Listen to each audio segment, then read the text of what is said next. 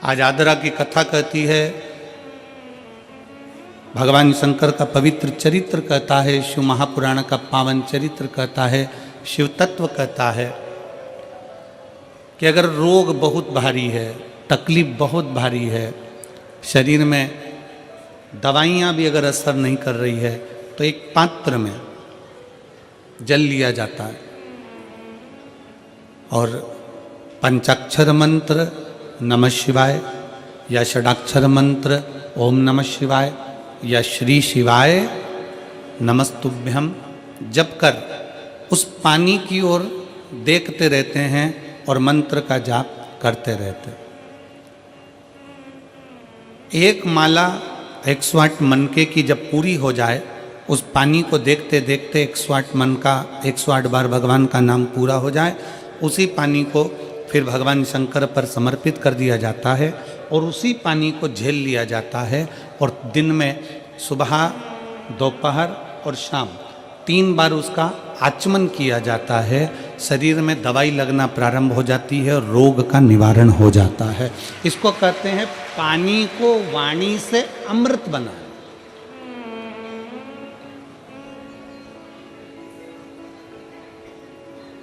इसको पानी से वाणी को एक पत्र है। अब देखिए, पानी से वाणी को अमृत बनाने का ये पत्र आपके और हमारे बीच में। मेरा नाम पूनम, पति का नाम संजय कुमार है। मैं रोहता है कि रोहता रोड बाईपास शाहपुर जैनपुर मेरठ की निवासी हूँ। कहीं बैठी हो तो हाथ हिला सकती हैं, अगर कहीं बैठी हो तो हाथ हिला सकती हैं। मेरा नाम पूनम, पति का नाम संजय कुमार है। आप पत्र को एलईडी पर पढ़ सकते हो। मैं रोहता रोड बाईपास शाहपुरा जैनपुर मेरठ की निवासी हूँ। कहीं बैठे हो तो हाथ हिला सकते हैं। मेरा बेटे का जब से जन्म हुआ है वह बीमार रहने लगा। इतने साल तक वह लगातार बीमार रहा। ना उसने बोलना शुरू किया और ना ही उसके शरीर में कोई भी ग्रोथ हुआ। मैंने बहुत डॉक्टरों का इलाज कराया, बस जांच भी कराई। जांच में आया कि इस बच्चे की दिमाग की ग्रोथ नहीं हुई है और ना ही होगी। यह बच्चा कमज़ोर ही रहेगा। गुरुजी, हमारी टेंशन बहुत बढ़ गई कि एक ही तो भगवान ने मुझे बेटा दिया और वह भी बीमार रहने लगा। इलाज कराते कराते 2 साल 4 साल भी पूरे हो गए, पर मेरे बेटे में कोई भी बदलाव नहीं दिखा। ना वो बोलता, ना वो शरीर के माध्यम से चलता। डॉक्टर को बताते, सभी जगह हम लेकर जाते। फिर गुरुजी, एक आंटी ने हमें बताया कि तुम इतना इलाज करा रही हो, एक बार मेरे कहने से शिवजी पर जल चढ़ाओ और जल अपने बेटे को पिलाओ। आस्था चैनल पर कथा आती है, सियोर वाला महाराज प्रदीप मिश्रा कथा करता, उसे सुनो, जो उपाय बताए उसको करने का प्रयास करो। विश्वास को मजबूत बना लेना। बस इतना याद रखो कि अपने भरोसे को, विश्वास को पूर्ण करो। शिवजी पर जल चढ़ाना शुरू किया। शंकर पर जल चढ़ाना, पानी को वाणी से अमृत बनाइए। शिव तत्व का नाम लेकर श्री शिवाय नमस्तुभ्यम कहकर शिवलिंग पर जल चढ़ाती और वही जल लाकर अपने बच्चे को पिलाना प्रारंभ करा। 5 साल तक मेरा बेटा ना बोला, ना उसका दिमाग काम करा, ना चलने फिरने में आश्रित रहा। पर बाबा ने ऐसी कृपा कर दी कि पशुपतिनाथ का व्रत किया, बेटे को लाकर जल देना चालू करा।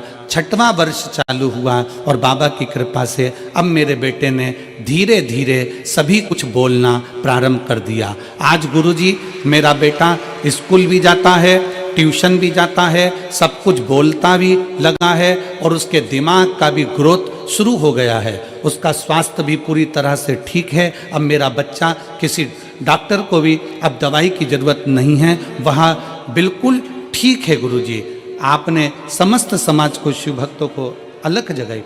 तो ये शिव भक्ति, पानी को वाणी के माध्यम से अमृत बनाना। अगर कहीं बैठे हों तो एक बेलपत्र लेने के लिए आ सकते हो, और बच्चा आया हो साथ में तो उसको भी ला सकते। पानी को वाणी से अमृत बनाइए। सबसे सुंदर तरीका, सबसे सरल तरीका। और ये आपको भी बोलना है कि आप अमृत कैसे बना सकते हैं। बीमारी है, तकलीफ है, बच्चा चिड़चिड़ा हो गया, माइंड काम नहीं कर रहा है, शरीर में रोग बढ़ते चले जा रहा है, कटोरी में जल ले लो, पात्र में जल ले लो और पंचाक्षर मंत्र नमः शिवाय या षडाक्षर मंत्र ओम नमः शिवाय या श्री शिवाय नमस्तुभ्यम, जितनी देर आप जप करें उतनी देर तक उस जल पर आपकी दृष्टि पड़ना चाहिए। उस जल पर आपकी दृष्टि पड़े। जितनी देर तक आप जप रहे हैं, श्री शिवाय नमस्तुभ्यम कह रहे हैं, उतनी देर तक जल पर आपकी दृष्टि पड़े। और फिर वही जल भगवान शंकर को समर्पित करें और वो जल लाकर सुबह दोपहर शाम 3 बार उसका पान करें। 3 बार क्यों?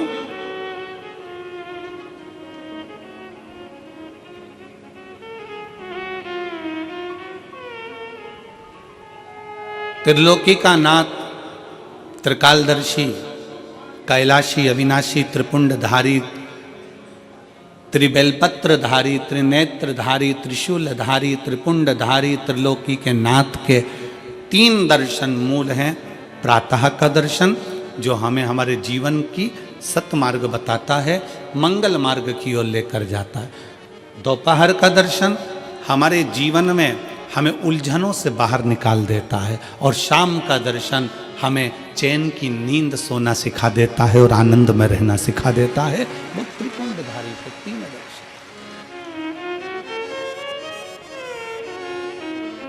वो कहते हैं ना कि गरीब तो इतना हूं, गरीब तो इतना हूं कि एक गधा भी नहीं खरीद सकता। गरीब तो इतना हूं कि एक गधा भी नहीं खरीद सकता और अमीर तो इतना हूं कि रात को शंकर के भरोसे घोड़े बेच कर सोता हूं। शंकर के भरोसे घोड़े बेच कर सोता हूं। गरीब इतना है कि गधा भी न खरीद पावे और अमीर इतना है कि जब सोता है चैन की नींद मेरे शंकर के भरोसे होकर घोड़े बेच कर सोता है। ऐसे घुर्राटे भर कर सोता है जैसे इतना बड़ा काम करके आया है, सारी जमीन जायदाद का सौदा कर कर आया, 4 फैक्ट्री का मालिक है, 8-10 दुकान चल रही है और मालूम पड़े सवेरे उठता है फिर अपने काम में लग जाता है। बस समझ लो जिंदगी का सबसे सुखी व्यक्ति वही है जिसके कमरे में नींद की गोली नहीं है।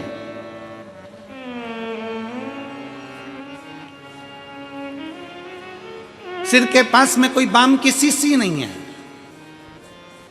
विक्स नहीं है, सोने से पहले कोई टेबलेट लेना नहीं पड़ रही है। वो दुनिया का सबसे सुखी व्यक्ति है। प्रथम सुख निरोगी काया, सबसे बड़ा सुख है निरोगी काया। शिव महापुराण की कथा कहती है एक मृत्यु वो होती है जो अटल मृत्यु होती है, जिसमें व्यक्ति मर जाता है, चले जाता है।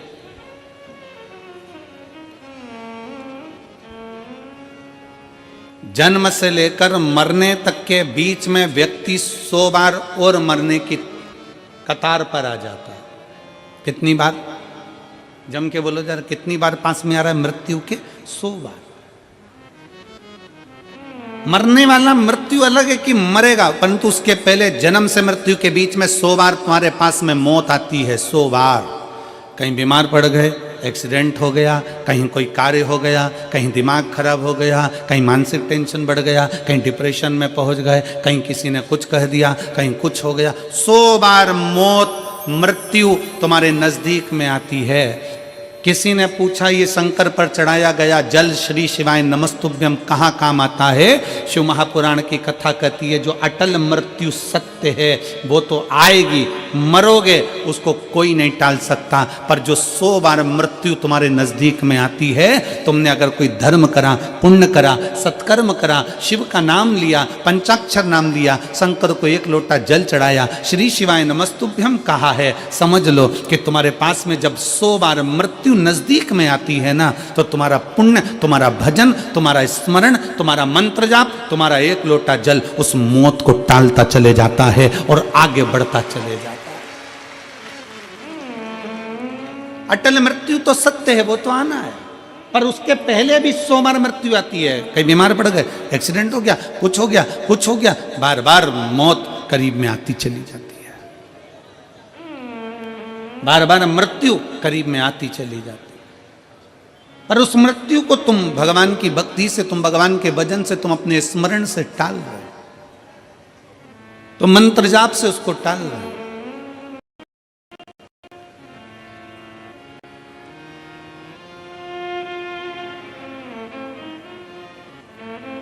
एक ऊर्जा अपने भीतर उत्पन्न करिए, एक बल अपने भीतर उत्पन्न करिए। मेरठ की यह पवित्र भूमि इतनी ऊर्जावान भूमि है कि यहाँ सनातनियों को जगाने का काम भी इस मेरठ की भूमि से क्रांतिकारियों को जगाने का किया गया था। ये मेरठ की वो पवित्र भूमि।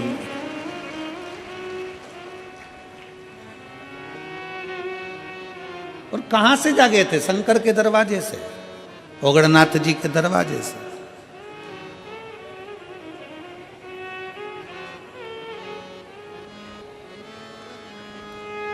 अपने आप को हमें जागृत करना है, अपने आप को हमें जागृत करना है। शिव तत्व कहता है, भगवान शंकर की कथा कहती है कि पानी को वाणी से अमृत बनाओ। और जब पानी को वाणी से, कई माताएं कहती हैं हमारा बच्चा नहीं सुनता, बहुत बहुत हम परेशान हो गए हमारे बच्चे के लिए, वो सुनता ही नहीं गुरुजी, हम कह के परेशान हो गए। कोई कहती है मेरी सास मेरे पक्ष में नहीं बोलती, कोई कहती है मेरी बहू मेरे पक्ष में नहीं रहती, कोई कहता हमारा बेटा नहीं सुनता, कोई कहती है हमारी बहू नहीं सुनती, कोई कहे हमारा भाई नहीं सुनता। और होता है, आज का जमाना बड़ा विचित्र है। एक बहू को समझाओ तो बहू कह देती गुरुजी मैं किसी के बाप की नहीं सुनूंगी। और बूढ़ी बूढ़ी माताओं को समझाओ तो माताएं कह देती है ये कल की आई मैं इसकी सुनूंगी। पिताजी को समझाओ तो वो कह देता है हमारी औलाद की सुन के चलेंगे, जाओ उधर। सास ससुर को समझाओ तो वो कह देते हैं मेरे को तो मेरा पति नहीं समझा पाया तो इसकी सुनूंगी।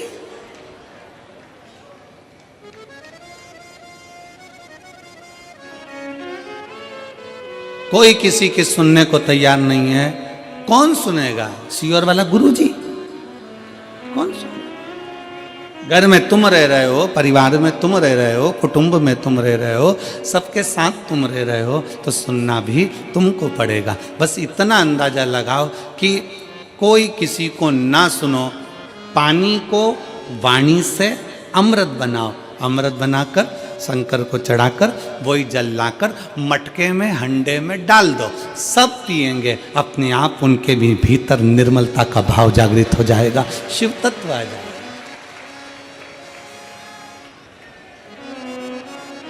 शिव तत्व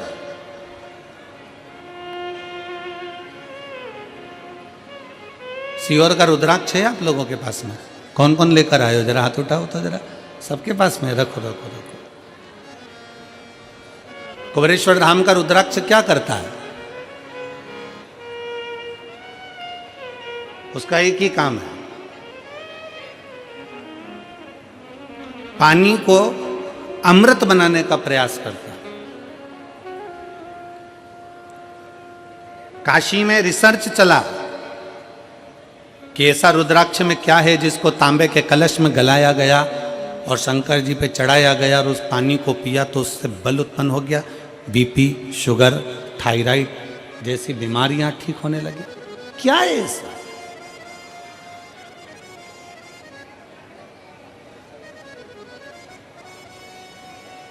हम कहते हैं शिव महापुराण के अंतर्गत 1 मुखी से लेके 14 मुखी तक रुद्राक्ष का वर्णन किया गया।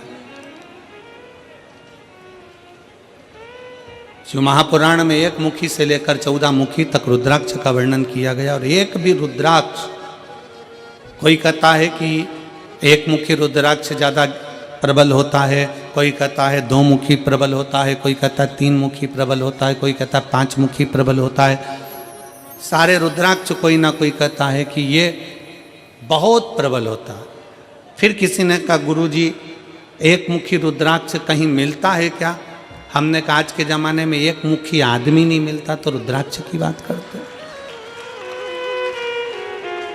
आज के ज़माने में आदमी नहीं मिले, अपनी पार्टी हार जाती है तो लोग दूसरे की पार्टी में चले जाते हैं, आदमी 1 मुखी नहीं दिया तो यहाँ रुद्राक्ष की क्या बात करते। इधर दालनी गली तो उधर पहुंच गए, उधर दालनी गली तो उधर पहुंच गए, उधर दालनी गली तो उधर पहुंच गए, दिन भर डोलते रहते हैं, दिन भर।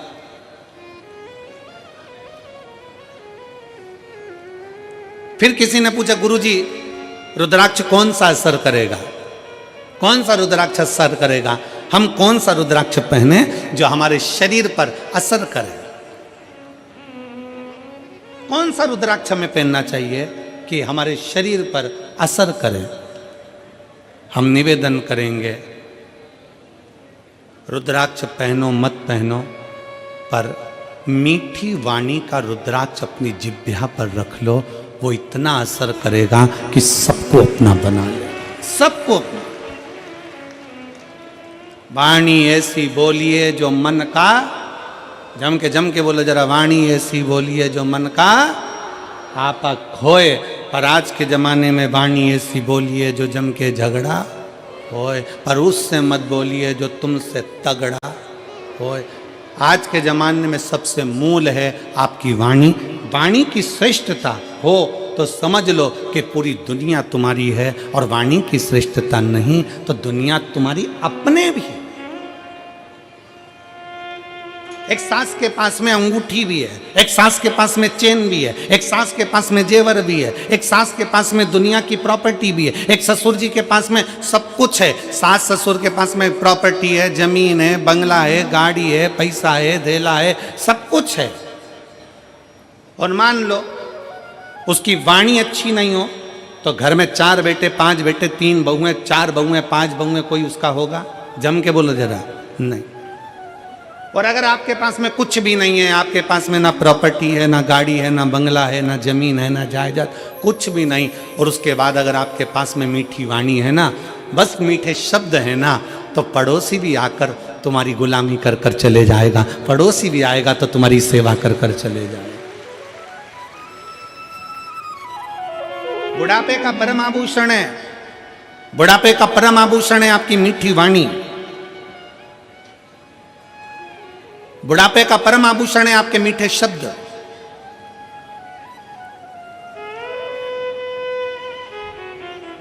जब माता रानी के दर्शन करने के लिए वैष्णो देवी की सीढ़ियों पर चढ़ते हैं तो बड़े प्रेम से कहते हैं, प्रेम से बोलो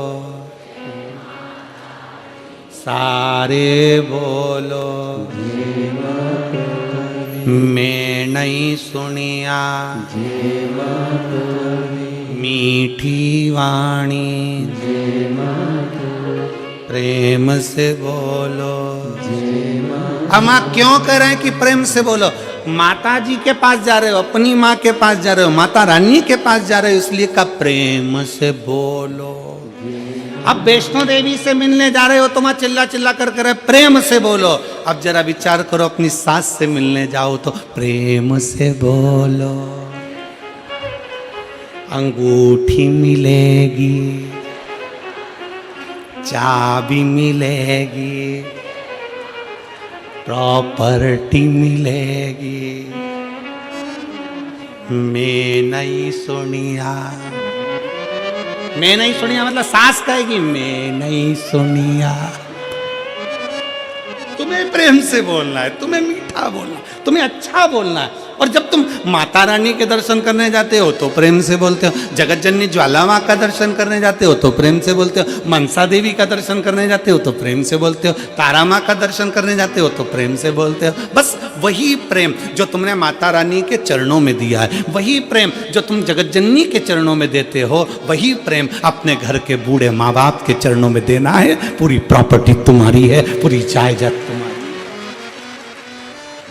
प्रेम से बोलो।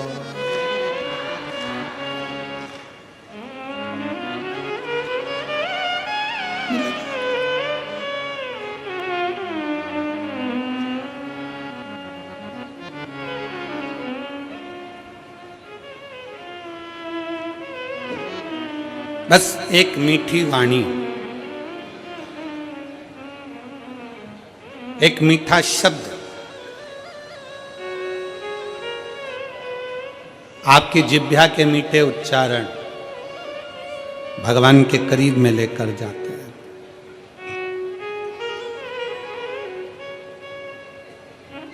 पानी को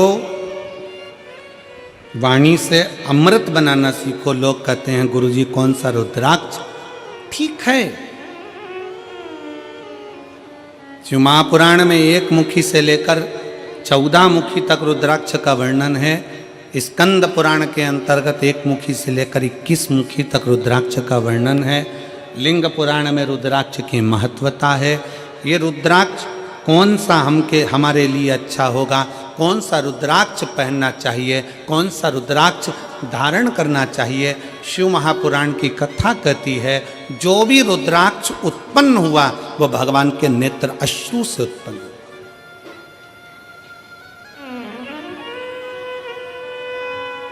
और केवल एक के मिलन से नहीं, रुद्राक्ष शंकर और पार्वती के मिलन से उत्पन्न हुआ है। मिलन से।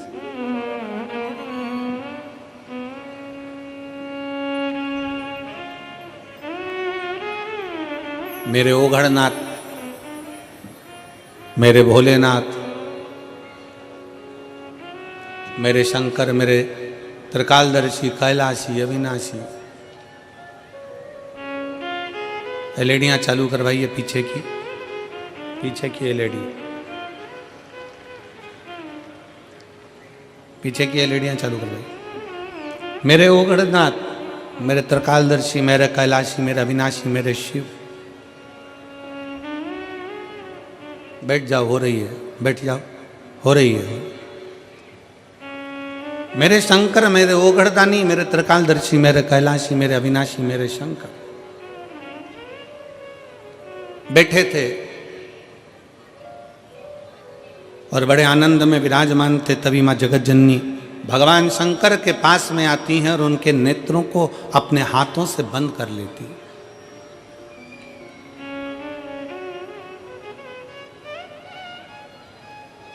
मां जगत जननी ने अपने हाथों से भगवान शंकर के नेत्रों को बंद किया और नेत्र को बंद करने पर भगवान शंकर के नयन से जो अश्रु गिरा, उस अश्रु से रुद्राक्ष की उत्पत्ति है।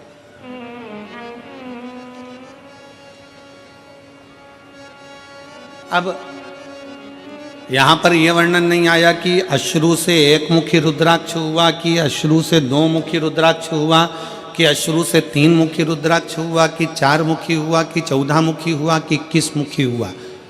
माता ने हाथ का स्पर्श किया, नेत्र बंद हुए, अश्रु नीचे गिरा, उससे रुद्राक्ष उत्पन्न हुआ। शंकर भगवान का पुत्र है रुद्राक्ष, शंकर भगवान का स्वरूप है रुद्राक्ष, शंकर भगवान का प्रतिबिंब है रुद्राक्ष। इसलिए शिव महापुराण की कथा कहती है, एक तो पंचाक्षर मंत्र नमः शिवाय, षडाक्षर मंत्र ओम नमः शिवाय, श्री शिवाय नमस्तुभ्यम और रुद्राक्ष, ये वो हैं जिनका एक स्पर्श मात्र, जिनको नजदीक में रखा जाए तो जीवन का एक सुख अपने आप उसके करीब में आता चले जाता, मात्र स्पर्श।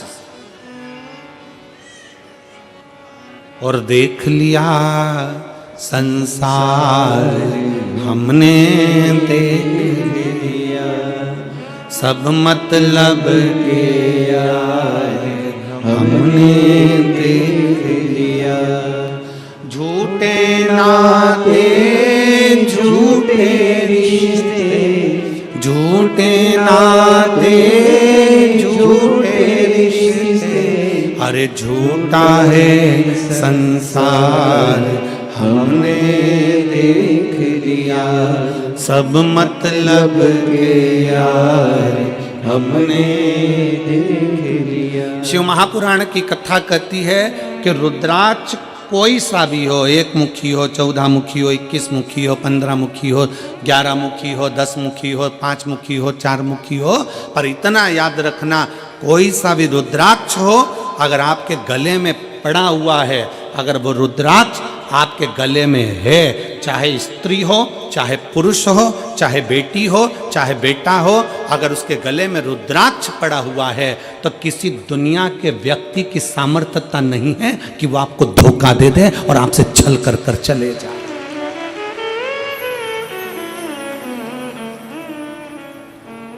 किसी की सामर्थ्यता नहीं है कि वो आपके साथ में छल कर जाकर रुद्राक्ष है।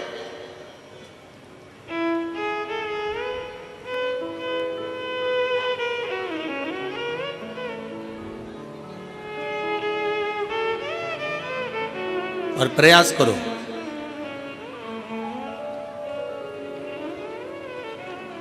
जितना समय मिलता है ना उतना समय अपने बच्चों को संस्कार देने में भी लगाया करो। थोड़ा थोड़ा समय, थोड़ा समय।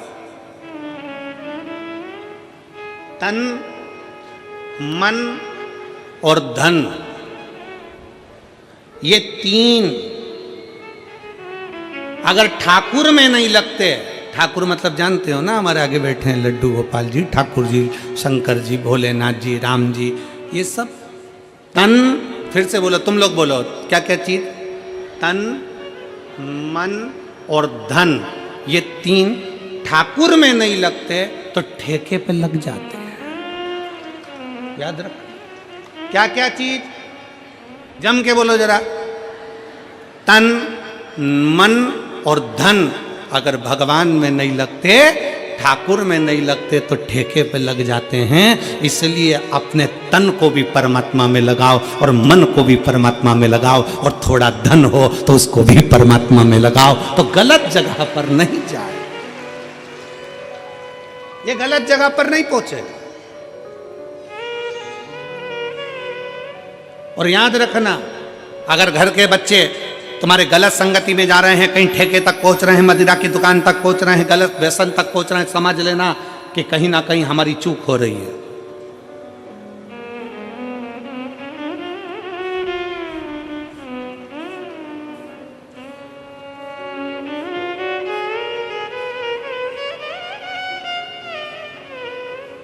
कहीं ना कहीं हमारी चूक हो रही है। जब माता सती भगवान शंकर से विवाह करती हैं, जब माता सती भगवान शिव से विवाह करती हैं, तो भगवान शंकर से विवाह कर कर माता सती बड़े प्रेम से, आनंद से, उत्साह से, आनंद के साथ रहती हैं।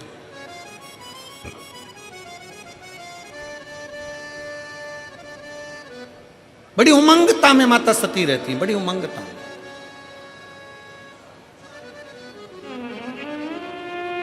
और शिव महापुराण की कथा में देवी भागवत में एक प्रसंग आता है कि देवी भागवत में एक प्रसंग आकर कहा जाता है कि माता सती अगर अपने परिवार के साथ भी अगर कहीं बाहर निकल कर जाती थी तो माता सती के नेत्र नीचे की नीचे ही रहते थे।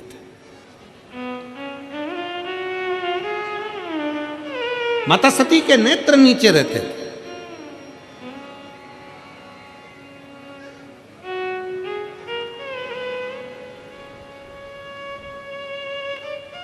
होना चाहिए। बहन, बेटी और पत्नी के नेत्र अगर झुके रहते हैं, बहन, बेटी और पत्नी के नेत्र अगर झुके हैं तो उसके घर के भाई, बाप और पति का सिर कभी नहीं झुकता है। अगर बहन बेटी और माँ पत्नी के नेत्र झुके हुए हैं, बाजार में निकल कर जा रहे हो, सभा में जा रहे हो, आपके नेत्र अगर झुके हुए हैं, बहन के नेत्र नीचे हैं, बेटी का नेत्र नीचे है, पत्नी का नेत्र नीचे है, तो उस घर के भाई को, उस घर के पिता को और उस घर के पति को कभी माथा नीचा नहीं करना पड़ता, छाती तान कर चलता है। उसको मालूम है मेरी बहन है, उसको मालूम है मेरी बेटी है, उसको मालूम है मेरा परिवार है, आ जाओ, उसको मालूम है कि ये मेरे अपने हैं।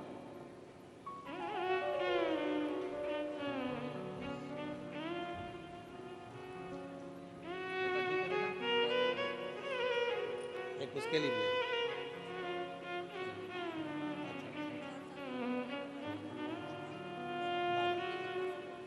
वाणी वाणी सब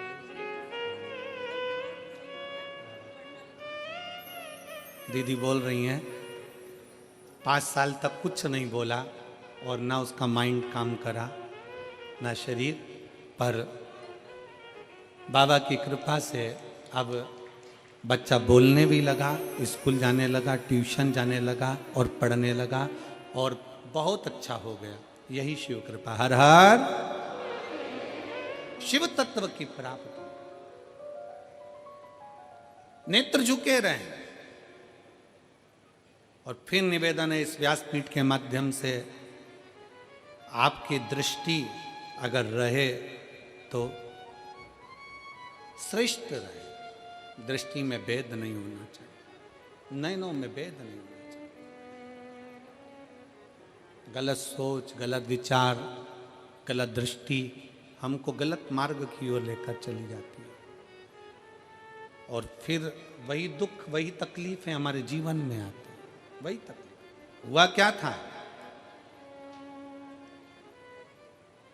बिंदु और चंचुला की कथा कल अपन ने श्रवण करी और भगवान ईश्वर जी और गौरा जी उनकी कथा के यजमान बने, शंकर पार्वती उनकी कथा के यजमान बने। किसकी गलती थी? बिंदु का ब्राह्मण था, चोरी नहीं करता था। बिंदु का ब्राह्मण था, छल नहीं करता था।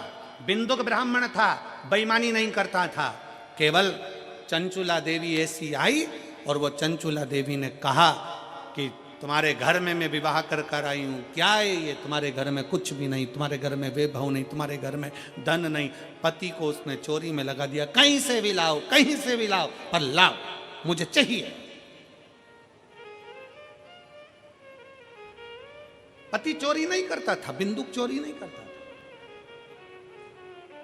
कभी कभी अपने मन में विचार लाइएगा कि बिंदुक जब चोरी करता था, बेकार काम करता था, गलत काम करता था, तो उसके लिए शंकर भगवान जजमान बनने की क्या जरूरत थी?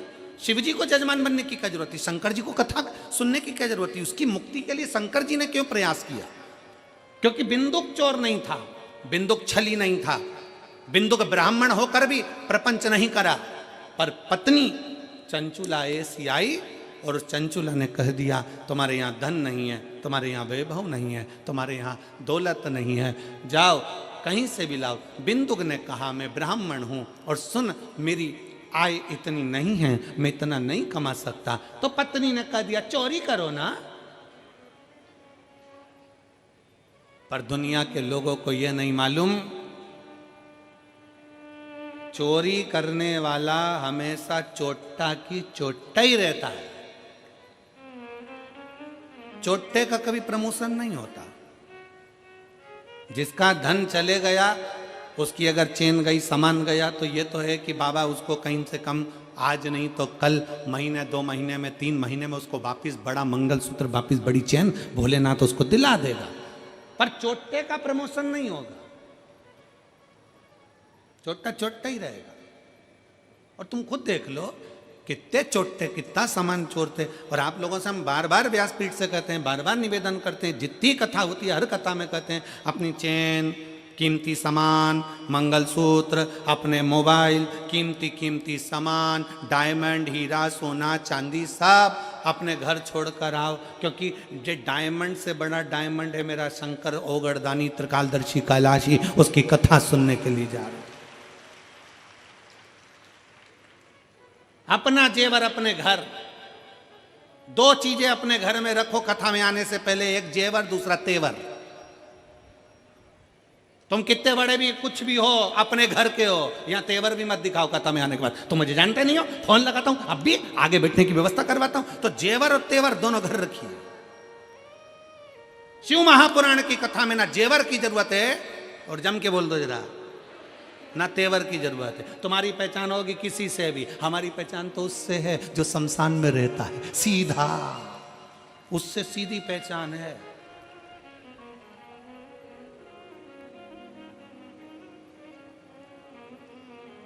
तो दोनों चीजें अपने घर पर रखो, एक जेवर भी और एक तेवर भी। शिव महापुराण में आओ ना तो दोनों चीजें छोड़ कर आओ। कितने भी सेठ हो, कितने भी पैसे वाले, कितने भी करोड़पति, कितने भी अरबपति, कितने भी धनपति, अपनी जगह पर हो गए। शंकर जी के पास जो भी जाता है ना वो एक जैसा। शमशान में कोई तुम्हारे यहाँ मेरठ में भले ऐसा होता होगा कि मरने वाले को डनलफ के गद्दे पे ले जाते होंगे, हमारे यहाँ नहीं ले जाते। हमारे यहाँ तो वही 4 बांस, 40 कंडे, 4 कंधे, उत्ते में राम नाम सत्य, सफेद और लाल कपड़ा ओढ़ा दिया, ले गए। कितना भी सेठ हो, कितना भी करोड़पति हो, कितना भी धनपति हो, कितना भी वैभवपति हो, चाहे दुनिया का कंगाल से कंगाल व्यक्ति हो, पर शंकर भगवान के दरवाजे पर शमशान में जब पहुंचेगा उसकी शान सम होगी, इसलिए उसका नाम शमशान है। वहां सबका लेवल बराबर है, कोई बड़ा नहीं, कोई छोटा नहीं, अपने घर कर हो गए। तो छोड़िए अब अपने घर पर। जितने जितने लोग कथा सुनने के लिए मेरठ में आए, या रायपुर जब कथा रहे, रायपुर में कथा रहेगी 24 तारीख से 30 तारीख तक। रायपुर में पुराना धमतरी रोड, सेज बाहर, रायपुर। कथा का समय रहेगा 2 बजे से 5 बजे तक, रायपुर छत्तीसगढ़ की कथा का। 24 दिसंबर से 30 दिसंबर तक कथा चलेगी, जिसके आयोजक रहेंगे कमल जी देवांगन। तो हम तो उनसे भी कहेंगे जो भी कथा सुनने आए, अपना जेवर अपना तेवर अपने घर छोड़ कर आओ। यहाँ तो बाबा क्यों किया, हम तो बाबा के भरोसे चलते हैं, हम तो बाबा के भरोसे चलते हैं। ये दुनिया वाले जलते हैं, ये दुनिया वाले जलते हैं, भोले बाबा के भरोसे चलते हैं, शंभू बाबा के भरोसे चलते हैं। तो शिव महापुराण की कथा कर रही है, भगवान शंकर का चरित्र कर रहा है। कुछ आभूषण, आभूषण है मेरा शंकर,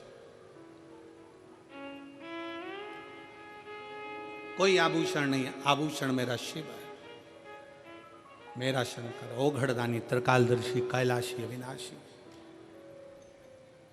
नेत्र बंद करे माने, रुद्राक्ष प्रकट हुआ। रुद्राक्ष कोई साधारण नहीं, रुद्राक्ष शिव का एक अंश स्वरूप है, अंश स्वरूप।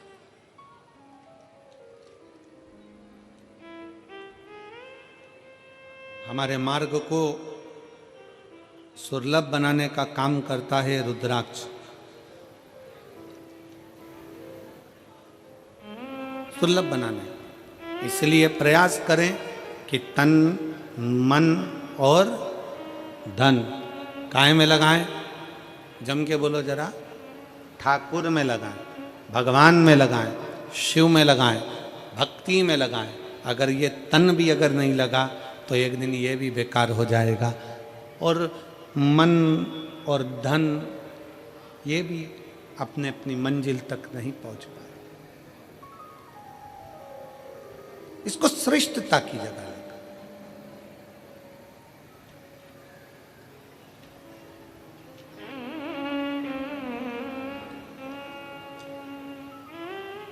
दक्ष प्रजापति ने जब माता सती का विवाह करा था भगवान शंकर के साथ में,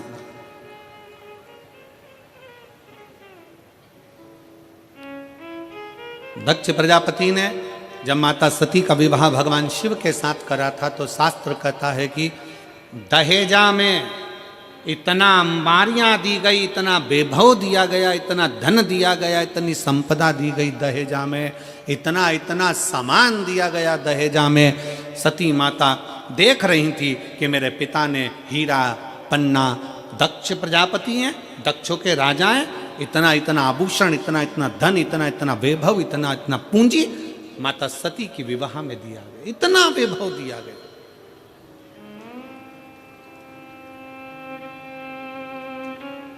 और शिव महापुराण की कथा कहती है वो सतयुग था जिसमें सती माता के कन्यादान में इतना सारा आभूषण दिया गया था, इतना सारा धन दिया गया था। वो त्रेता युग था जिसमें राम जी के विवाह के समय पर माता सीता जी को बहुत सारा दहेजा दिया गया था।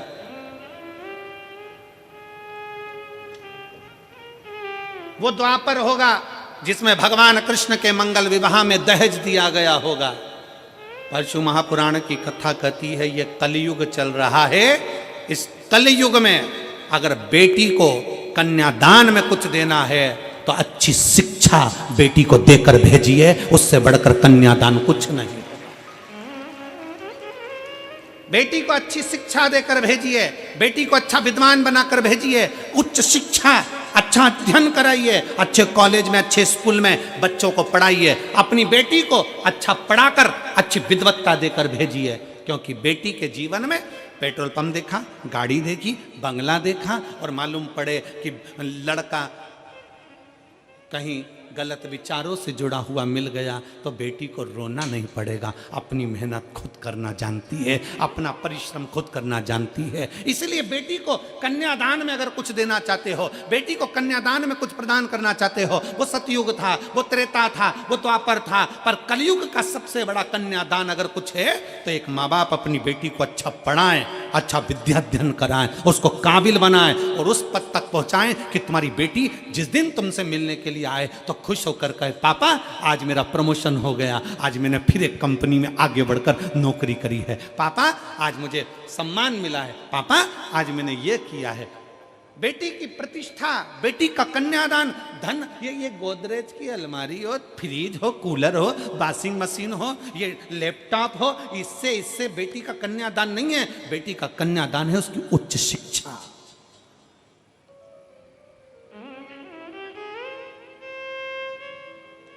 बेटी का कन्यादान है उसकी अच्छी पढ़ाई।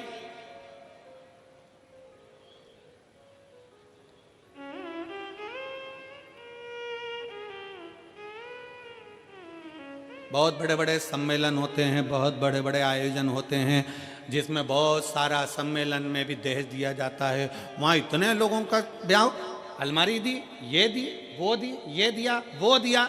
शिव महापुराण की कथा कहती है ये तो सब पुराना डिजाइन है। अगर सबसे अच्छा कन्यादान है तो आप आज के ज़माने में सनातन धर्म की बेटियों को सनातनी बनाने का प्रयास कर दो और उच्च शिक्षा का प्रयास कर दो, उससे बढ़कर कोई कन्यादान नहीं,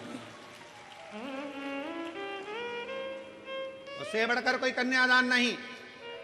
और फिर कथा में आइए, माता सती के विवाह में कन्यादान में ढेर सारा आभूषण, रतन, माणिक, मोती, सोना, चांदी, हीरा, पन्ना, अंबर, पीतांबर, गाड़ी, बंगला सब दिया गया। फिर माता पार्वती जी का विवाह हुआ तो कन्यादान में कुछ नहीं दिया गया। क्यों? क्योंकि हिमालय राज की बेटी माता पार्वती भगवान शंकर की भक्ति में लीन थी। हिमालय राज ने देख लिया कि मेरी बेटी ने अच्छी शिक्षा ग्रहण कर ली है, अच्छा विद्याध्ययन ग्रहण कर लिया है, तो मेरी बेटी को अभी दहेज के समान की नहीं, मेरी बेटी तो खुद संस्कारित है। जिस घर में जाएगी वहाँ बंगला बना देगी, जिस घर में जाएगी वहाँ आभूषण ले आएगी, जिस घर में जाएगी वहाँ अंबर पीतांबर हो जाएंगे।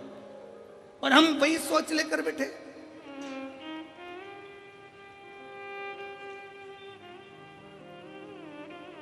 लड़का जन्म लेता है और घर के लोग जब ब्याह करने का समय आता है तो लड़के के माँ बाप भी सोचने में पड़ जाते हैं, लड़की के बाप के पास में इतना सामान है, ऐसा लगता है देगा, वो तो देगा, वो तो देगा, वो तो देगा, वो तो देगा, वो तो देगा, वो तो देगा, अंगूठी तो देगा, चेन तो देगा, घड़ी तो देगा।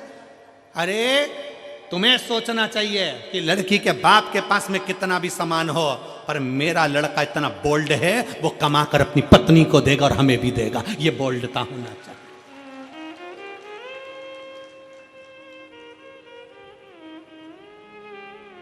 पर हम सोच हमारी लेकर बैठे हैं। इस कलिकाल में रहने के बाद भी हमारी सोच हम छोटी सी लेकर बैठे हैं। शंकर भगवान माता पार्वती जी के साथ ब्याह करे, हिमालय राज ने हाथ जोड़कर पूछ लिया, मैं हिमालय राज हूँ, हिमालयों का राजा हूँ, बताओ शंकर भगवान तुम्हारे कन्यादान में पार्वती जी के क्या क्या दिया जाए। ये सारा महल, सारा नगर, सारी दौलत, सारी संपदा तुम्हारी है भोलेनाथ, क्योंकि तुम मेरे दामाद हो, तुम मेरे जमाई हो।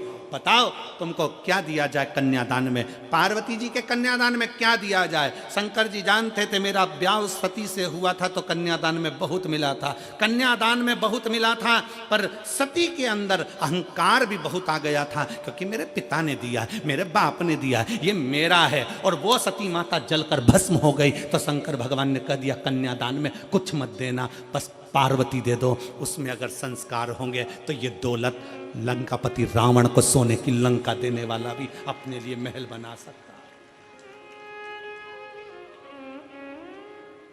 क्या करूं कन्यादान का। माता सती को बार बार शंकर भगवान समझाते थे, हे सती अभिमान नहीं करना, हे सती अहंकार मत करना, पर सती कुंभज बाबा के आश्रम में कथा श्रवण करने के लिए गए, माता सती के अंदर अहंकार उत्पन्न हो गया। सती जी को लगा ये कथा वाचने वाला, ये कथा कहने वाला जब मुझको प्रणाम कर रहे हैं, कथा वाचने वाले जब मुझे प्रणाम कर रहे हैं, तो ये तो मेरे आगे फिर छोटे।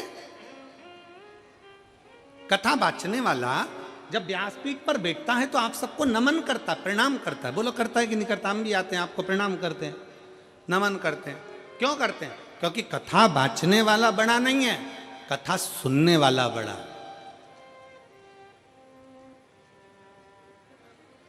कथा वाचने वाला कभी बड़ा नहीं हो सकता, कथा सुनने वाला बड़ा। और वैसे भी सुनने वाले जितने हैं वो सब जमीन पर बैठते हैं। जमीन पर बैठते हैं तो जिनके पास जमीन होती है लोग उनको जमींदार कहते हैं। तो तुम सब जमींदार हो। कथा वाचने वाला तो चार पाए की चौकी पर बैठा है, जमीन पर बैठे तो जमींदार, चौकी पर बैठे तो चौकीदार। अब तुम जमींदार हो, तुम्हारी मर्जी पड़ी तो बैठे, नहीं तो उठ के चल दिए। तुम जमींदार हो, तुम्हारा मन पड़ा तो पानी की बोतल निकाली पी गए। जमींदार हो तुम, तो जमीन पे बैठे हो बड़े आनंद से। जमींदार हो, तुम्हारा मन पड़ा तो चाय कूड़ ली, निपटा लिया। जमींदार हो तुम तो जेब में से निकाल के मल भी लेते हो। जमींदार हो, थोड़ी देर में भजन आएगा तो फटकी भी लगा लोगे। और जैसे ही महाराज जी बोलेंगे हारा, तुम तो जमींदार।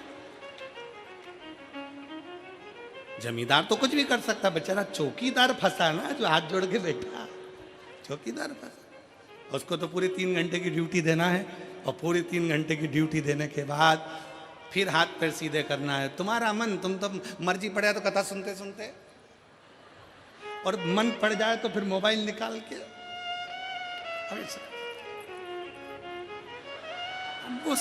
सेल्फी समाओ लेना चाहते। और तो जमींदार हो, जमींदार तो कुछ भी कर सकता। बात तो चौकीदार की अड़ी है,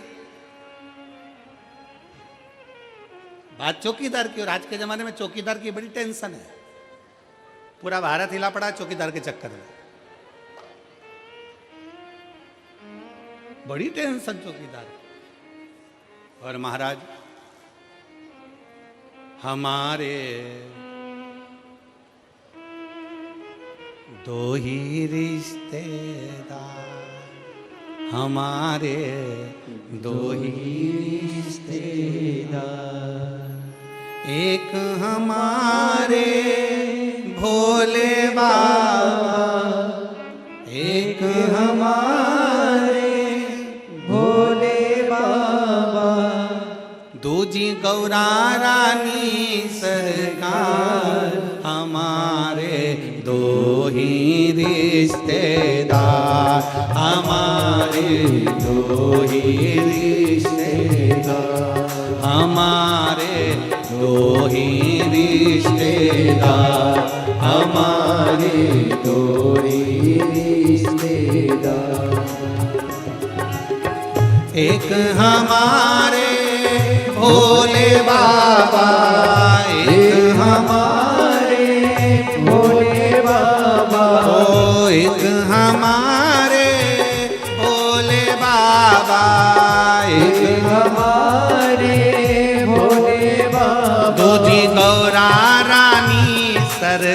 रिश्तेदार हमारे दो ही रिश्तेदार, हमारे दो ही रिश्तेदार, हमारे दो ही रिश्तेदार, हमारे दो ही रिश्तेदार। जय हो।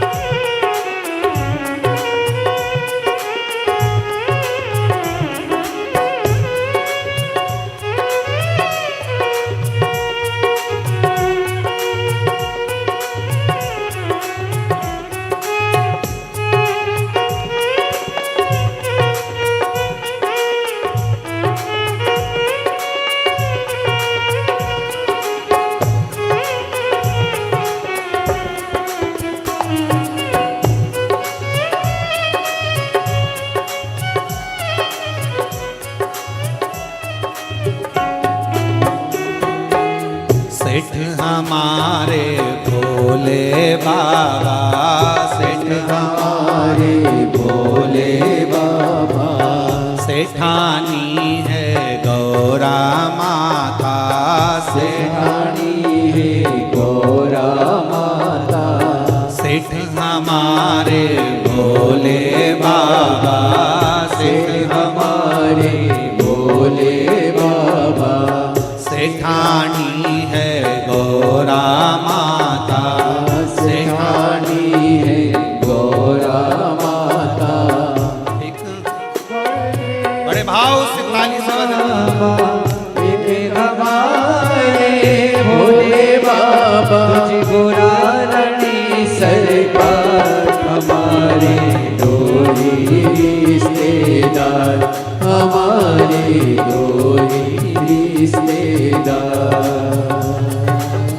एक हमारे भोले बाबा, एक हमारे भोले बाबा, गौरा रानी सरकार, हमारे दो ही रिश्तेदार, हमारे दो ही रिश्तेदार।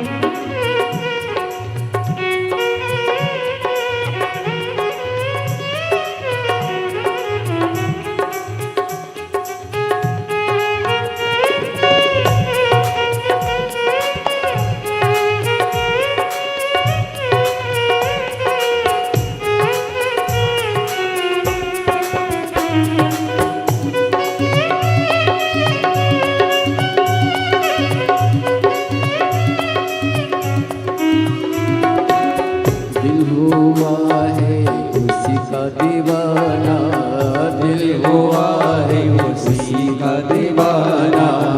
गूंजे होठों पे जो तराना, गूंजे होठों पे जो तराना, दिल हुआ है उसी का दीवाना, दिल हुआ है उसी का दीवाना। गूंजे होठों पे जो तराना, गूंजे होठों पे जो तराना। रहे आँखों में तस्वीर उसकी, रहे आँखों में तस्वीर उसकी, रहे आँखों में तस्वीर उसकी, रहे आँखों में तस्वीर उसकी। कहे पागल ये जमाना हमारे दो ही रिश्तेदार, हमारे दो ही रिश्तेदार, हमारे दो ही रिश्तेदार, हमारे दो ही रिश्तेदार। एक हमारे भोले बाबा, एक हमारे भोले बाबा, तुझी गोरा रानी सरकार।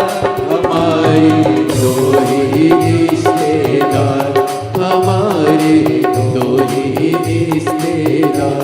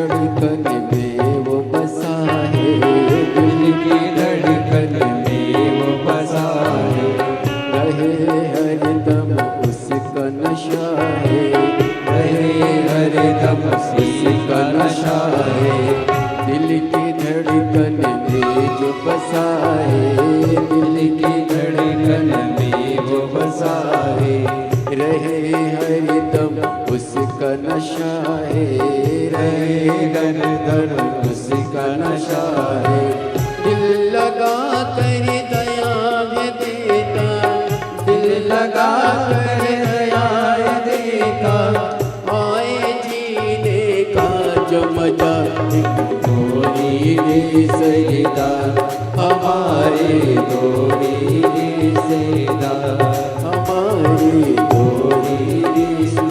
रिश्तेदार हमारे दो ही रिश्तेदार। एक हमारे भोले बाबा, एक हमारे भोले बाबा, तुझी मुरारणी सरदार हमारे दो ही रिश्तेदार हमारे दो ही रिश्तेदार हमारे दो ही रिश्तेदार हमारे दो ही रिश्तेदार। एक हमारे भोले बाबा, एक हमारे भोले बाबा, एक हमारे भोले बाबा, एक हमारे भोले बाबा, तुझा गौरा रानी सरकार हमारे दो ही रिश्तेदार हमारे दो ही रिश्तेदार हमारे दो ही रिश्तेदार हमारे दो ही रिश्तेदार हमारे दो ही रिश्तेदार हमारे दो ही रिश्तेदार।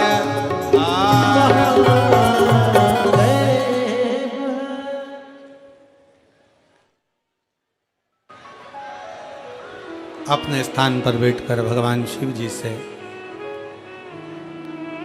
अपने मन की बात बड़े भाव के साथ दिल से बाबा को प्रार्थना करिए। जहाँ जगह मिले वहाँ बैठकर बाबा को अपने भाव व्यक्त करिए।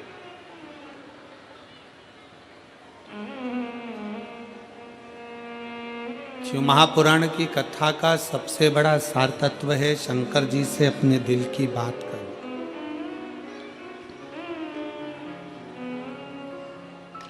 दिल से बाबा को प्रार्थना करो, दिल से बाबा को निवेदन करो। आज बाबा का प्रागट्य महोत्सव भी है। भगवान शंकर का ज्योतिर्मय स्वरूप आज ही के दिन प्रकट हुआ था, इसलिए बाबा के भाव से निवेदन कर अपने दिल की बात कहिए। सब साथ में बोलेंगे।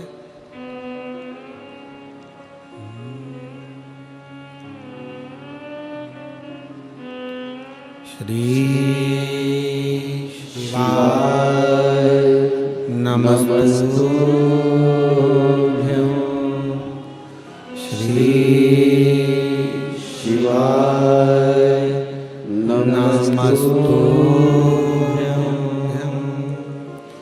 श्री शिवाय नमस्तुभ्यं। श्री शिवाय नमस्तुभ्यं।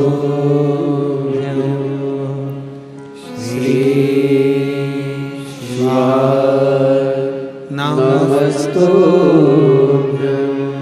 भोला सब दुख काटो मारा भोला सब दुख काटो मारा। शिव शंकर जपूं तेरी माला, भोले बाबा जपूं तेरी माला, भोला सब दुख काटो मारा। ओ भोला सब दुख काटो मारा। वेश है मंगल मंगलकारी, वेश है मंगल मंगलकारी। शमशान निवासी हमारा, शमशान निवासी हमारा। ओ भोला सब दुख काटो मारा। ओ भोला सब दुख काटो मारा।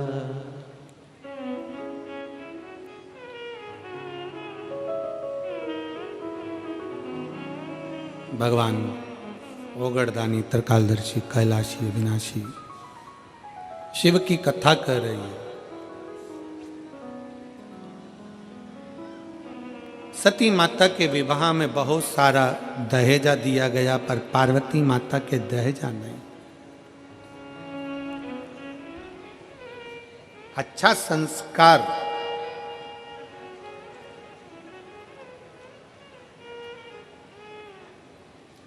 जिस गांव में पानी की कमी होती है वहां की फसल बिगड़ जाती है, और जिस घर में संस्कारों की कमी होती है वहां की नस्ल बिगड़ जाती है। संस्कारों की कमी मत आने दो। हिमालय राज ने माता पार्वती जी को श्रेष्ठ संस्कार दिए, श्रेष्ठ संस्कार होना चाहिए।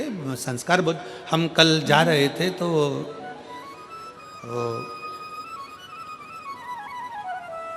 संदीप गोयल जी के बेटे शिवम हमारे साथ में थे।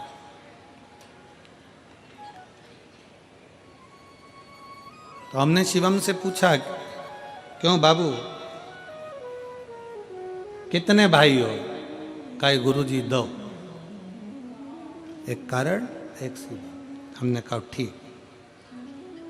फिर गाड़ी चलाते चलाते हमने पूछा, दोनों की शादी हो गई? कहा हो। ठीक।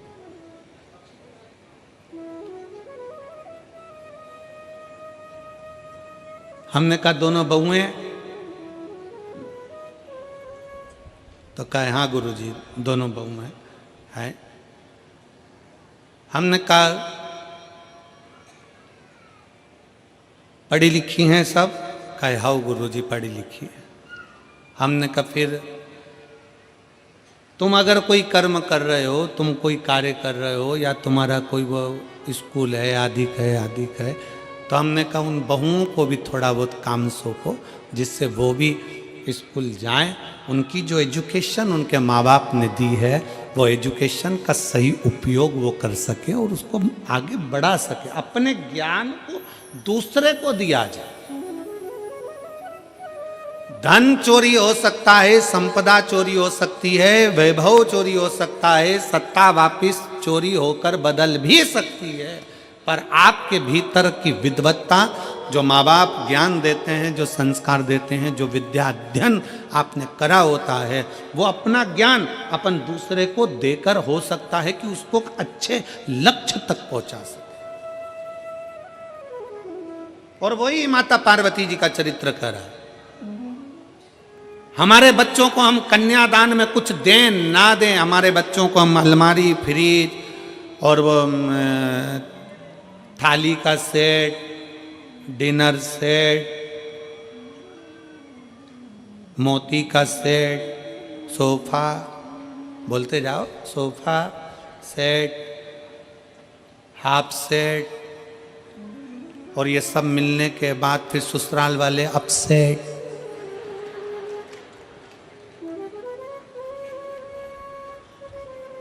ये सेट देने से अच्छा है अपने बच्चों की विद्या पर ध्यान दिया जाए, शिक्षा पर ध्यान दिया जाए।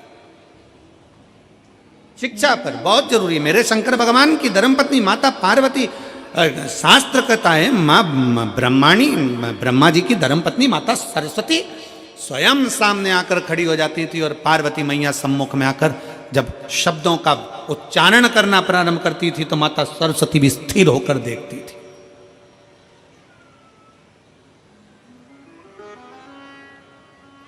और एक बार माता ब्रह्माणी को अहंकार आ गया था। ब्रह्मा जी के सम्मुख में ब्रह्माणी ने कह दिया था, सारे स्वर मुझ में समाये हैं, मैं स्वर की देवी हूं। सारे स्वर मुझ में समाये हैं, मैं स्वर की देवी हूं। सब कुछ मुझ में भरा हुआ है, मैं ज्ञान की देवी हूं। तब माता पार्वती जी ने सरस्वती को बिठाकर कहा था, सरस्वती ऐसे शब्द कभी ना बोलिए, अहंकार के शब्द अपने भीतर ना आना चाहिए। तब सरस्वती माता भरी सभा में जब विराजमान थी, और सभा के अंतर्गत जब स्वरों का ज्ञान प्रारंभ हुआ था, तब माता सरस्वती को फिर अभिमत्ता का भाव उत्पन्न हो गया था। तब देव अधिदेव महादेव ने माता सरस्वती के सम्मुख में जो संगीत का स्वर अपने डमरू की नाद से दिया, वो देते ही माता सरस्वती स्तुब्ध हो गई, चुप हो गई, मौन।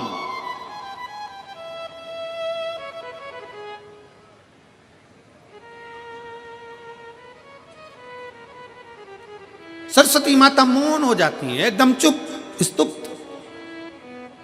और आज भी मेरे शंकर भगवान को अगर संगीत का कहीं क्रम होता है, नृत्य का कहीं क्रम होता है, तो सबसे ज्यादा किसकी मूर्ति रखाती है? नटराज की।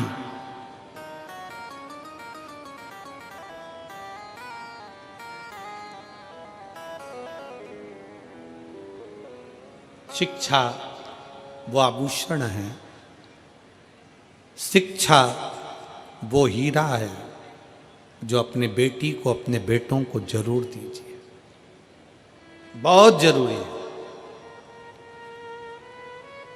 और उस शिक्षा का जब आभूषण आपके बच्चों के अंतर्गत आएगा, तो जैसे अभी कथा में कहा था कि तन मन धन तीनों परमात्मा में लगाओ, ठाकुर में लगाओ, शिव में लगाओ, नहीं तो ये ठेके में चला जाएगा। इसलिए संस्कार अगर अच्छे हैं, शिक्षा अगर अच्छी है, विद्वत्ता अगर अच्छी है, तो निश्चित है हमारे घर के बच्चे कभी भी गलत जगह पर नहीं जाएंगे और वो सत्मार्ग की ओर बढ़ते चले जाएंगे। शिक्षा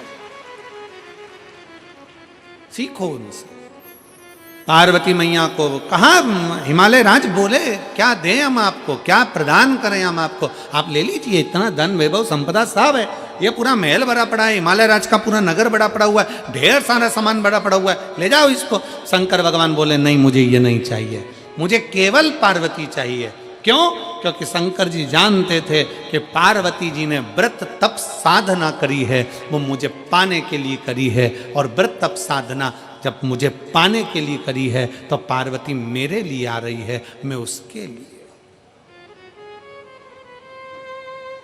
आज के जमाने में तो शादी में कितना दूल्हा दुल्हन के लिए रात भर, अभी शादियों का सीजन चल रहा है, रात को 9-9 बजे से माताएं ढोलक ले लेके बैठती हैं, लड़के के शादी में खूब गाती हैं बन्ना जी बन्ना जी बन्ना जी। बोलो गाती कि नहीं गाती?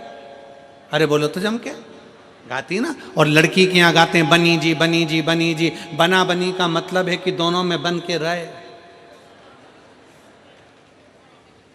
और दोनों में नी बनी तो काय का बना और काय की बनी, उसका मतलब ही क्या हुआ? और तुम ढोलक पीट पीट के गा रही बना जी दिल्ली जाना जी, वहां से लहंगा लाना जी, बन्नी फिर पहन के आएगी, फिर यूं इठलाएगी, फिर यूं फरमाएगी कि झुमका गिरा रहे।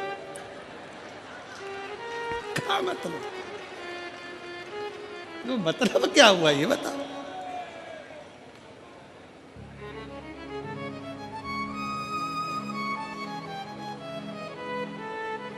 अरे महाराज,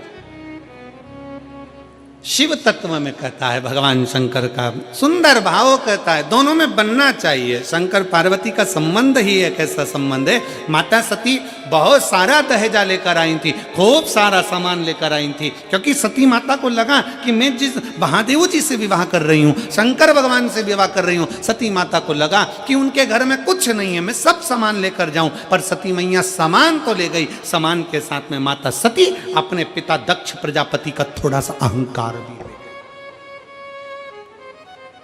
अभिमान भी ले गई। और कभी अभिमान लेकर मत चलो, कभी भी उस अभिमान को छोड़कर चलो। हम यजमान परिवार आशीष जी बंसल जी को इस बात के लिए धन्यवाद देंगे। आशीष बंसल जी जितनी बार सीओर आए, जितनी बार एक दो कथा में भी उनसे मिलना हुआ, तो उन्होंने, हमने जब बातचीत हुई तो उनके शब्दों में हमको एक बात अच्छी लगी कि वो हमेशा एक ही बात कहते थे, गुरुजी हम पूछते मेरठ में व्यवस्था, तो कहे गुरुजी सब भोलेनाथ बैठा है सब करेगा, शंकर जी बैठा है सब करेगा। और हमारी जो समिति है केदारेश्वर समिति, गुरुजी बहुत बोल्ड है। उन्होंने ये नहीं कहा कि हम बोल्ड है, उन्होंने ये नहीं कहा कि हम जजमान कर लें या ये कर लें, उन्होंने कहा गुरुजी हमारी केदारेश्वर समिति बहुत बोल्ड है, वो सब कर सकती है, आप चिंता ना करें। शंकर का नाम ही उनकी समिति का है, आप चिंता ना करें, सब होगा। इसको कहते हैं समर्पण, अभिमत्ता को त्याग कर शिव तत्व की प्राप्ति, अहंकार को पटक कर शंकर की प्राप्ति। सती मैया लेकर गई सामान, तो सामान के साथ में ले गई थोड़ा सा अभिमान। इसीलिए फिर निवेदन है, जितने भक्त शिव महापुराण की कथा को आस्था चैनल के माध्यम से सुन रहे हैं, टीवी चैनल के माध्यम से सुन रहे हैं, फेसबुक यूट्यूब के माध्यम से सुन रहे हैं, और इस मेरठ की पवित्र भूमि से सुन रहे हैं, आपसे निवेदन है, बहू लाना तो कार वाली नहीं, बहू लाना तो संस्कार वाली लाना, जो हमारे को लेकर चले। हो सकता है कार के साथ थोड़ा सा अहंकार आ जाए, हो सकता है कार के साथ थोड़ा सा अहंकार आ जाए, पर शिव पुराण कहती है कि संस्कार के साथ कभी अहंकार नहीं आता, संस्कार के साथ संस्कार ही रहता है। उसकी भक्ति का बल बढ़ता है, उसके विश्वास का बल बढ़ता है। एक पत्र है,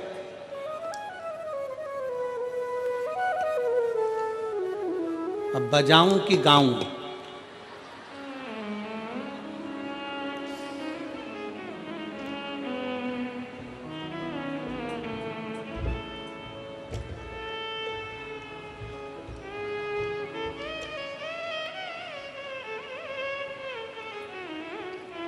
मैं बच्चों की दादी, हमारी भी दादी हो, मैं सतीश चौधरी पत्नी मंजू देवी, गांव रामपुरा, जिला बदायूं, उत्तर प्रदेश से हूँ। मेरा मोबाइल नंबर ये है। अब डमरू पकड़ा दिया तो नंबर तो हमको याद हो गया। ठीक है, कहीं बैठी हो तो हाथ हिला सकती हैं, और अगर आई हो तो बेलपत्र लेने के लिए आ सकती हैं। मैं सतीश चौधरी पत्नी मंजू देवी, गांव रामपुरा, जिला बदायूं, उत्तर प्रदेश से आई हूँ। मेरा मोबाइल नंबर ये है। मैं बहुत दुखी थी बाबा। मुझे 15 साल का एक लड़का, 16 साल की एक बेटी थी। मेरा बेटा जो 15 साल का था, उसको बीमारी लग गई और ब्लड कैंसर हो गया।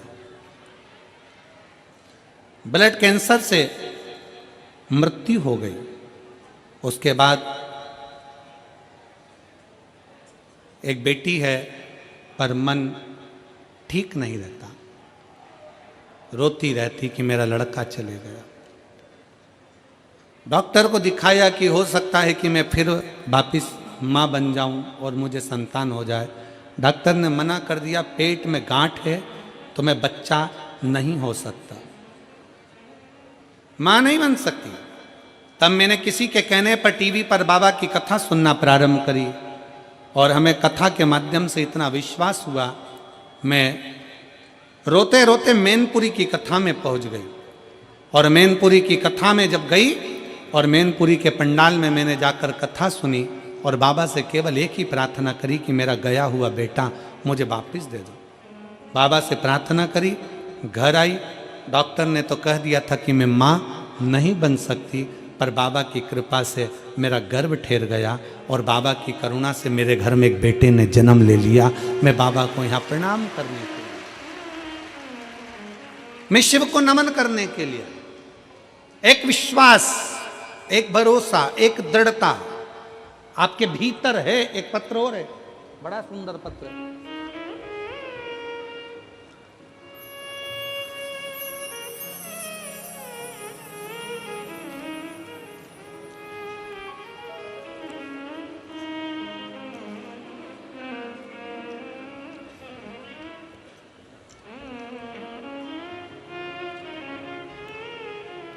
मैं ज्योति अंकुर शर्मा, जिला सहारनपुर से आई हूँ। कहीं बैठी हो तो हाथ हिला सकती हैं, अगर कहीं बैठी हो तो हाथ हिला सकती हैं, और एक बेलपत्र लेने के लिए आ सकती हैं। मैं ज्योति अंकुर शर्मा, जिला सहारनपुर से आई हूँ। एक लोटे जल का मैं क्या वर्णन करूँ गुरुदेव। हमारा जानवरों की दवाई का, वेट मेडिसिन का अपना व्यापार था। कोरोना महामारी के दौरान व्यापार बंद हो गया। उसके बाद हमसे नौकरी लगवाने के नाम पर एक आदमी ने पैसे ले लिए और भाग गया। बहुत कष्ट में थे, कर्जे में आ गए, चारों तरफ से अंधेरा छा गया। किसी भी अपने ने साथ नहीं दिया। जब बच्चे दूसरे बच्चों को देखकर कुछ भी मांगते ना तो आंखों से आंसू आ जाते, बहुत नकारात्मकता आ गई, किसी भी चीज में मन नहीं लगता। गुरुदेव, बच्चे भूखे रहते, दूसरों का मुंह देखते, शरीर में बीमारियों ने भय लगा रहता। तब फिर मेरी मम्मी ने आपकी कथा के बारे में बताया और हमने टीवी पर आपकी कथा सुनना प्रारंभ करी। जनवरी 2024 में मेरे पति के मामा जी सीहोर से कंकर शंकर लेकर आए और मेरे पति रोजाना 1 लोटा जल शिवजी को चढ़ाते। हमने शिवरात्रि पर पार्थिव शिवलिंग का निर्माण भी किया, ऑनलाइन अभिषेक किया और बाबा की बेलपत्र को रख लिया। बाबा से बस प्रार्थना करी और बाबा ने सुनी। 3 महीने भी नहीं हुए गुरुदेव, सारा कर्जा मेरे बाबा ने उतार दिया। अब हम किसी भी चीज़ की कोई कमी नहीं है, सारा भय समाप्त हो गया। जब से बाबा ने हमारा हाथ पकड़ा है, अब हम बाबा के भरोसे हैं राह दिखाने के लिए। बहुत बहुत धन्यवाद। और लाइन अच्छी लिखी है, उसका स्मरण आप और हम करें। भोले बाबा तेरी नौकरी सबसे बढ़िया है, सबसे खरी, तेरे दरवाजे की चाकरी सबसे बढ़िया है, सबसे खरी। एक शिव पर आश्रित हो, हम शंकर पर आश्रित, हम शंकर पर भरोसा कर। क्या देगा, कैसे देगा, कब देगा, ये वही जान सकता, ये वही जानेगा। हम नहीं जान सकते कि कौन क्या दे रहा है, कैसा दे रहा है, ये उसके ऊपर निर्भर करता है, उसके ऊपर निर्भर करता है। आप जिस आस से, जिस विश्वास से बाबा की कथा को श्रवण कर रहे हो, जिस लगनता से भगवान की कथा सुन रहे हो, मेरा बाबा उसी लगनता से देता।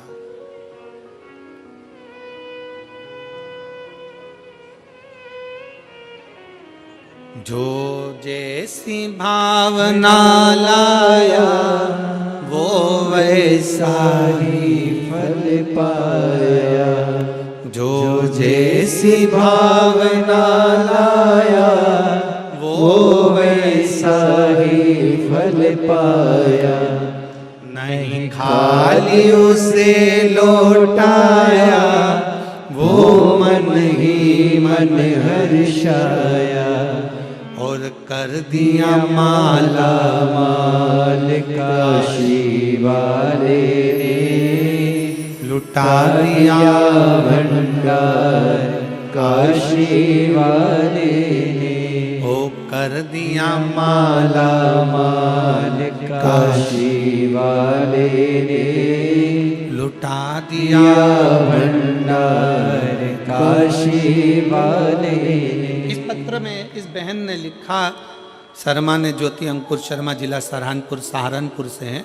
उन्होंने पत्र में एक लाइन लिखी है, गुरुदेव मेरे बच्चे दूसरे को कुछ खाते पीते देखते उनका मुंह उतर जाता, सही वस्त्र पहनने के लिए भी नहीं थे, तो खाने की तो बात, कपड़े तक कुछ ना हो, हालत बहुत खराब थी।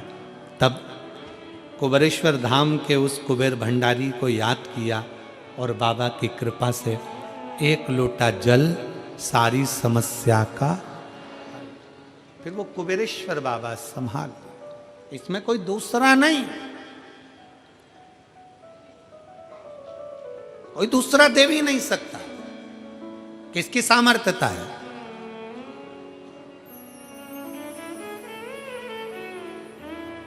और फिर निवेदन है आप सबसे, शिव महापुराण कथा के माध्यम से एक विनय निवेदन है, किसी को मरने के बाद कंधे पर उठाओ ना उठाओ चलेगा, पर किसी के जीते जी अगर कोई तकलीफ में है तो उसको अपने कंधे का सहारा देकर आगे जरूर बढ़ाओ, जरूर बढ़ाओ।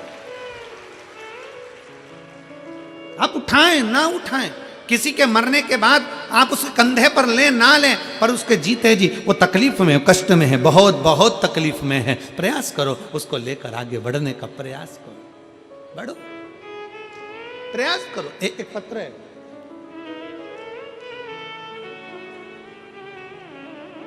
पहले इस लड़के का फोटो देखिए जिसका लीवर, किडनी सब बेकार हो चुका और शुगर इतना बढ़ गया कि उसका लीवर, किडनी सब काम करना बंद कर दिया। बच्चे का फोटो आप लोग एलईडी के माध्यम से देखेंगे जो वेंटिलेटर पर पड़ा। सब कुछ शरीर का जो जो फंक्शन है सब काम करना बंद कर दिया और आखिरी में उसको वेंटिलेटर पर डाला। कविता भाटी, पति का नाम ललित भाटी, हरियाणा, जिला पलवल, फूल विहार कॉलोनी, भूर सिंह मंदिर से हूँ। मेरा फ़ोन नंबर, मोबाइल नंबर यह है। एक लोटे जल का मैं क्या वर्णन करूँ गुरुजी। मेरे देवर की तबीयत इतनी बिगड़ गई कि शुगर 500 से ऊपर हो गया, जिसके उन्हें सांस लेने में दिक्कत होने लगी। तो जिसे हम उन्हें हॉस्पिटल में ले गए तो डॉक्टरों ने देखने पर बोल दिया तबीयत ज़्यादा है, इन्हें वेंटिलेटर पर डाल दिया। अब इस पत्र के माध्यम से आपके विश्वास को देखना है, आपके भरोसे को देखना है कि आपकी दृढ़ता कितनी प्रबल। गुरुदेव, शरीर पूरा खराब हो गया, किडनी, लीवर सब बेकार हो गया, वेंटिलेटर पर डाला। आखिरी में डॉक्टर ने कह दिया कि शरीर में इतना इन्फेक्शन है कि इनको डायलिसिस चालू करना है, इनको डायलिसिस करना है और डायलिसिस हो तभी हो सकता है कि आराम लगे। डायलिसिस की बात आ गई। तब आखिरी में किसी ने कथा सुन रखी थी और मंदिर में जाकर एक लोटा जल शिव को चढ़ाकर बेलपत्र लाकर उसके पलंग के पास रखा और जल होठों पर लगाया। बाबा की ऐसी कृपा हुई गुरुदेव। डॉक्टर तो शिव का रूप हैं, पर शंकर का चढ़ा जल भी अपना काम करता है। और हमने फिर निवेदन करेंगे, डॉक्टर शिव का एक अंश है। डॉक्टर भी आपके लिए मेहनत करते हैं, शिव का एक अंश है। डॉक्टर बहुत परिश्रम करते हैं, पर साथ में शंकर पर करा गया भरोसा, विश्वास इतना दृढ़ हो गया। किसी के पास सीहोर का रुद्राक्ष, तब रुद्राक्ष उसके पास में रखा और बाबा की ऐसी कृपा हुई गुरुदेव, 3 दिन के अंदर उन्हें वेंटिलेटर से नीचे उतार दिया और डायलिसिस की भी जरूरत नहीं पड़ी। उनका किडनी और लीवर काम करना प्रारंभ कर दिया। अगला फोटो लगाया है जिसमें मेरे देवर ठीक हो गए, उनका मैं फोटो लगा रही हूँ। अगला फोटो आप लोग एलईडी के माध्यम से देख सकते हो। पहला फोटो, फिर ये दूसरा फोटो जिसमें वो ठीक हुए। शिव तत्व की प्राप्ति, शंकर की भक्ति और शिव की उदारता एक विश्वास के साथ, एक भरोसे के साथ।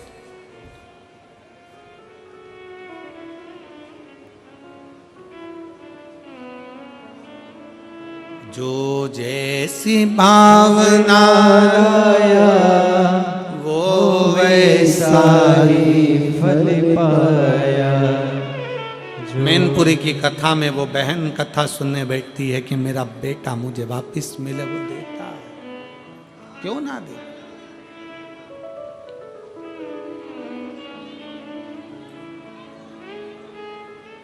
कहीं से आए हैं क्या ये लोग?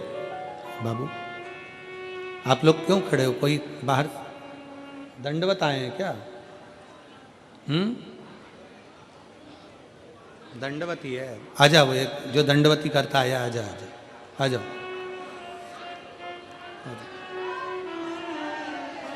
शिव तत्व की प्राप्ति का केंद्र बिंदु है शंकर। शिव महापुराण कथा कहती है, भगवान शंकर का चरित्र कहता है, शिव तत्व कहता है। आपका विश्वास। और फिर कल की कथा में जैसे कहा गया था कि विश्वास एक अपने आप पर, अपनी लगनता पर, अपने कर्म पर पूर्ण भरोसा रखना, और दूसरा मेरे शंकर पर पूर्ण भरोसा, पूर्ण भरोसा, पूर्ण भरोसा शिव पर रखिए।